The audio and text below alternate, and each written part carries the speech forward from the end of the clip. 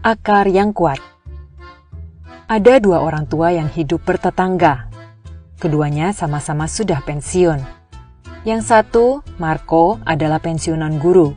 Satunya lagi, Thomas, adalah pensiunan karyawan bank. Mereka berdua sama-sama memiliki kebun tanaman di belakang rumah. Marco biasanya hanya menyirami tanaman di kebunnya dengan sedikit air. Sementara Thomas akan menyirami tanamannya dengan air yang sangat banyak. Terlihat jelas sekali bedanya. Tanaman di kebun milik Marco tampak tidak terlalu rimbun, sementara tanaman milik Thomas tampak rimbun dan tumbuh sangat subur. Suatu hari terjadi hujan badai kecil. Hujan badai itu tidak terlalu besar, namun berlangsung semalaman. Pagi harinya, seluruh tanaman rimbun di kebun milik Thomas rusak. Hampir semua tanamannya telah tercabut akarnya akibat hujan badai semalam. Sementara tanaman di kebun milik Marco yang jarang disiram justru tetap tegak berdiri. Thomas heran, bagaimana tanaman milik Marco yang hanya sedikit disiram bisa bertahan dari badai. Ia pun bertanya, "Marco, sahabatku, kamu hanya sedikit menyirami tanamanmu.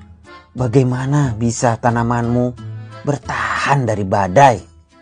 Marco menjawab, "Justru kawan, tepat karena itulah tanaman saya mampu bertahan dari hujan badai. Setiap kali saya hanya menyirami tanaman saya dengan sedikit air, akibatnya tanaman saya harus mencari sendiri air tambahan yang diperlukannya. Yang pada akhirnya membuat akar tanaman saya terus berkembang jauh ke dalam tanah dan juga menjadi sangat kokoh. Karena itu, ketika badai datang menerpa, akar yang kokoh itu membuat tanaman saya mampu bertahan tetap berdiri." sebetulnya ini adalah kisah mengenai pengasuhan. Jika seorang anak terbiasa diberi kemudahan, mereka tidak akan pernah tahu apa artinya perjuangan. Dan ketika cobaan datang dalam kehidupan, mereka akan bingung bagaimana harus menghadapinya. Sementara anak yang terbiasa harus berjuang, mereka akan tumbuh menjadi orang yang kuat, kokoh bagaikan akar pohon yang terbiasa harus mencari tambahan air sendiri.